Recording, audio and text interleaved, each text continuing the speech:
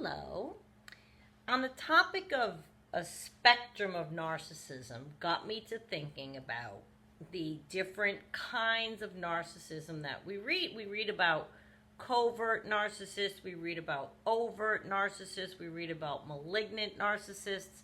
There's all this verbiage and it can get confusing, right? It can get confusing. Even with all the videos that I watch, it can get confusing. The bottom line is the words don't matter. The words don't matter. The definitions can allow you to wrap your brain around something and more readily see the person that you have in your mind with narcissism as fitting into one of the slots. So I'm going to try in this video to talk about each three and what I've learned, what I've gathered, and the information that I spit back to you, of course, I have gathered from reputable sources, right? People that are in the field, people that are doctors, people that are psychologists, people that, okay? It's not me making things up. I just want everyone to be aware that narcissism comes in all kinds of packages. And I started to talk about it on the last video with the family. It comes in all packages. So I think sometimes people get confused and they think, well, mine doesn't do that, so maybe he's not a narcissist. Well, mine doesn't act like that, so maybe mine's not a narcissist. And we use it to hang on to hope. I did that for a long time. Well, mine doesn't check that off. Maybe he's not fully a narcissist. And then what? Then there's the hope that they will change. And that's a dangerous spot to be in. A victim with hope is a dangerous spot to be in. So let's just back up for a second and just think about the definitions that come to mind, and they pretty much explain the different types of narcissism, right? So when you have an overt narcissist, overt, we know what that means, right? Right out in the open. They're a bully, and we've said that before many times. I've called narcissists bullies. They are. Especially an overt one, absolutely. They're right out in the open. They need the attention. Even if it's negative attention, they're going to be wide open about it. The covert, hidden, right? We know what that means. So they may still be a bully, but it's less obvious. It's on the sly. They're sneaky. They still need the attention, but their need for attention might come at you with excessive kindness. That's going to be the one that then gets you on their side. They're going to lure you in, right? We've talked about the love bombing. They're going to lure you in before they destroy. That's a bully too. They just happen to be maybe nicer about it, not as open about it, right? Because you can have an overt narcissist who comes at you mean. Now, a malignant is dangerous on purpose. The intention is evil. There's a particular level of meanness that is involved.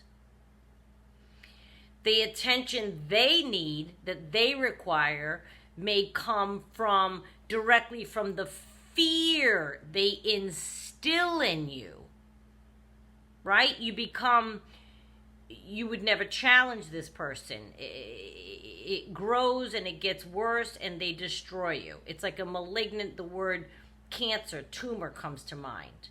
It's going to grow and it's going to spread and it's going to be lethal.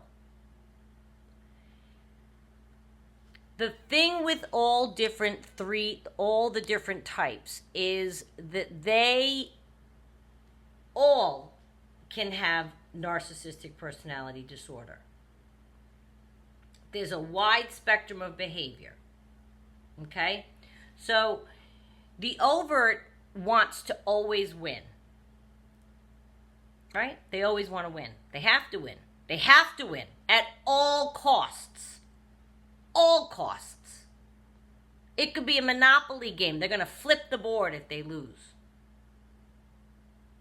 right? It could be anything. They have to win, and regardless of the cost, regardless of it, they have to succeed, and they're going to avoid things that they aren't good at. That's going to make them uncomfortable.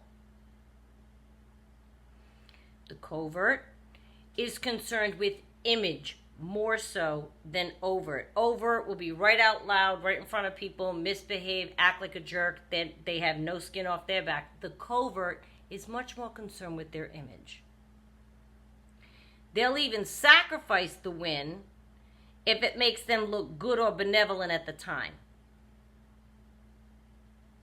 The overt cannot be wrong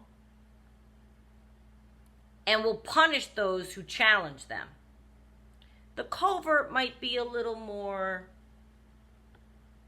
seem a little more malleable. They'll get what they want from you, but they'll seem a little more, do you know what I'm saying? The malignant is not only never wrong, it's coupled with a paranoia that everyone is trying to get them. Everyone's out to get them.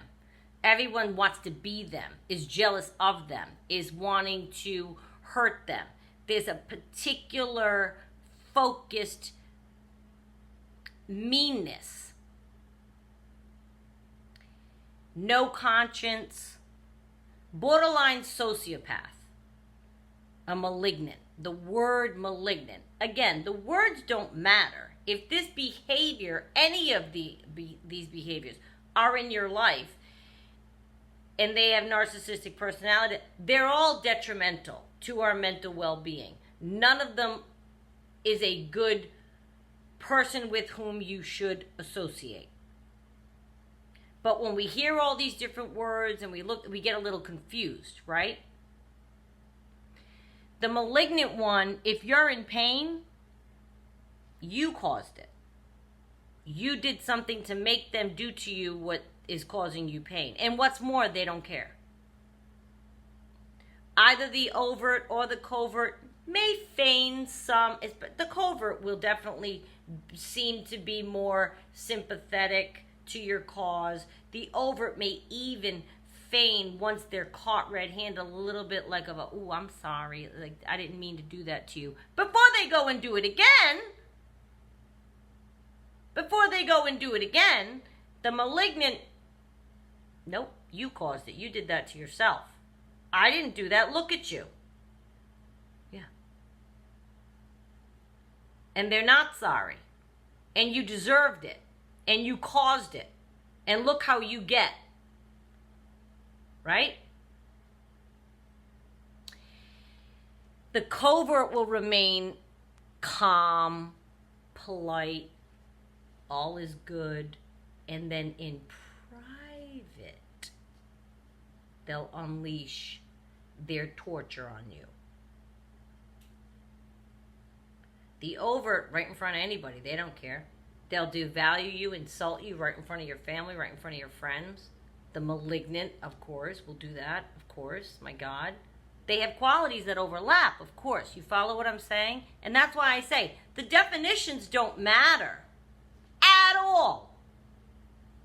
Because they all fall under narcissism. They just have different kinds of narcissists that they could be based on the kind of personality that they are.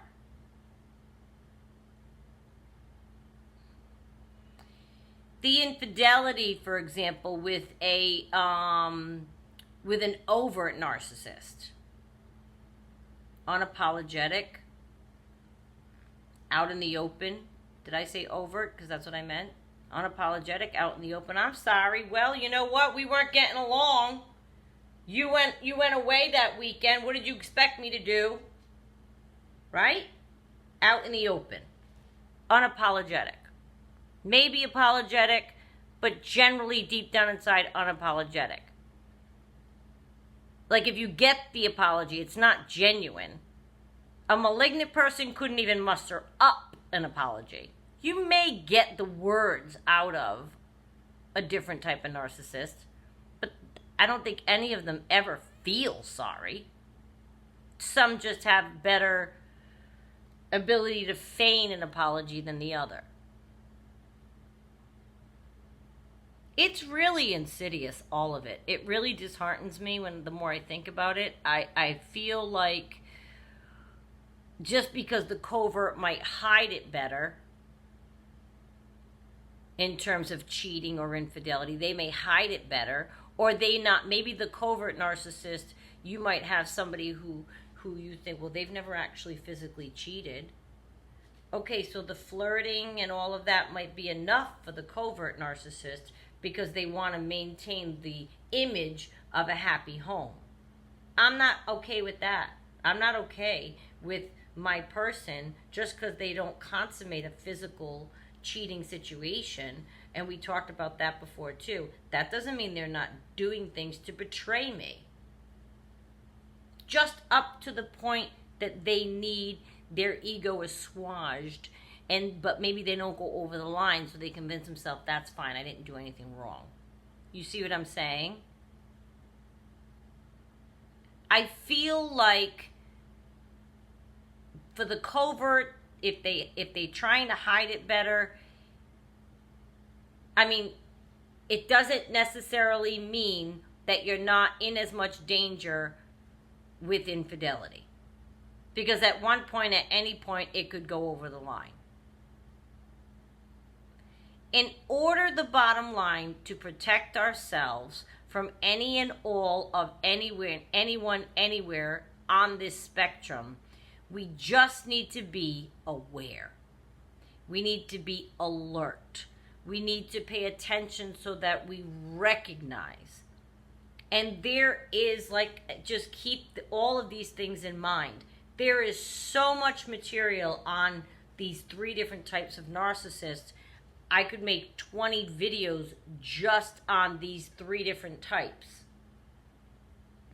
I'm putting them all together because they do overlap, and I want to punctuate to you that they do overlap. They all have things in common. All of the qualities we've discussed. The love bombing, the abuse, the devalue, the smearing, all of the cycles that narcissists encounter and embark on, they all do these things. They just might be, more cunning about it. The covert you might not recognize that right away. The overt might be more brash. The malignant that's the person that you're going to look at and go, ugh, they're just a jerk. You'll still get sucked in. They love bomb you correctly, right? It doesn't mean that you're going to refuse their company if they love bomb you correctly. Mine was a jerk while he was love bombing me. Do you know what I mean? I should have seen it a mile away, but the love bombing was so good I chose to ignore. Right? We choose to ignore what we see. It's right in front of us. It's right in front of me. Ignored it. And when I think of the narcissist that I had in my family, for sure the attitude was anything that I felt I caused, any pain or uncomfortability I had with what was going on in the relationship was my fault. Anything, okay? So again, now you start to think of maybe different narcissists, and you try to put them in different slots. The danger with that, and the reason I'm making the video all at once together, and we will discuss any of these things again also going forward, but I wanted to put this together on purpose to punctuate. They all cross over into each other's lanes. It's all the same disorder. There are just levels and a spectrum to it, just like an autistic spectrum or a serial killer spectrum do you know what I'm saying? There's a spectrum of behavior. There's no right or wrong answer. There's no one way or the other. They have absolute black and white similarities and cycles that they go through and things that they feel and reasons they do what they do. Those are where you'll find your similarities. But don't let an outwardness of the person that you're trying to assess whether or not they're a narcissist trick you into thinking, well, you know what, mine didn't do that. Like, I tried to trick myself. My narcissist was so giving of himself in terms of doting and taking care of things and doing everything in this house. I did nothing throughout Corona. I didn't cook, I didn't clean, I didn't do anything because he was here and he did everything. So for a second you think, well, that doesn't sound like a narcissist. A narcissist usually isn't that benevolent. They're normally not that giving. Maybe he's not a narcissist. No, there's a whole spectrum of behavior. So they might have this in line, but look to their actions towards you. The ill behavior is what sets them apart. They might all, somebody might be overt, covert, malignant, and they might get to their disorder in different ways, and their disorder might manifest itself in different ways. If they have this disorder, then it's going to land in the same exact spot. You feeling awful, you feeling like you did something wrong, you being made to feel like it was your fault, you being made to hardly be able to forgive yourself for how crazy you got with them because you can't believe their deplorable behavior and they're not responding when you're trying to explain it to them. They're never going to. They don't see that they're at fault. That's something that they all have in common, isn't it? They're not going to take blame or responsibility, and if they do, it's fake. They don't feel they did anything wrong. The malignant narcissist might get an extra little charge. If he hurts you really badly, they get a little charge. My narcissistic family member got a real big charge every time they hurt me. Real big charge. I saw it. Saw it all over the face. How do you gain joy from crushing another human is beyond anything I will ever understand in my life. And somebody might say, well, Renee, you're a scrapper. You can fight right back. You bet your sweet bippy I can. If somebody comes at me, I'm probably going to out-mean the narcissist. Probably. I'm a writer. I'm good with words.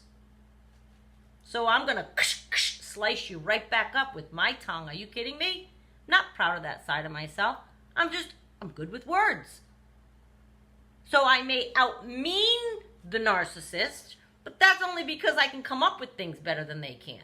That doesn't mean I'm mean and narcissistic and trying to inflict pain on someone. The last thing I do is go through life trying to slash people up. There are narcissists who do that. They get great joy out of that, out of bringing you pain. I'll defend myself or anyone that I love, and my mouth can get ugly if I'm in a situation with a narcissist and they put me to the task and now I'm toe-to-toe. I'll give it right back. It's an ugly side of myself. And I don't proudly say that I'll always out-mean the person. I just know how creative my mind can get, how good I am with words, and I'll come up with the thing that'll hurt you. Because once you hurt me, now I need to, right? You're like in the corner, you want to lash back out. And I've had to work on that, where I now try to remain, and remain. I don't like that side of myself. So I try not to do that back to them. And if you do, the whole point of me telling you that and admitting you that about myself, that doesn't mean you're a narcissist. That you're inflicting pain on someone. You're protecting yourself. You're defending yourself. You're lashing out because you were hurt. Those are reactory things that are very, very natural and very much built in as defense mechanisms to those of us that have suffered at the hands of a narcissist. And the abuse could be a trigger. It certainly is for me. I'm triggered. I am triggered with certain type things. So if they come up, right, boom. So I've had to work on that.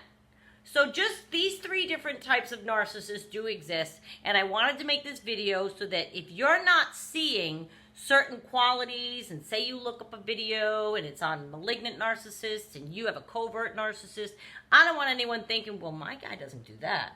All right, I'm safe. He's not a narcissist. He might be a different kind. Doesn't mean he's not a narcissist. So take heed, pay attention, look for the signs, and know they come in all shapes and sizes.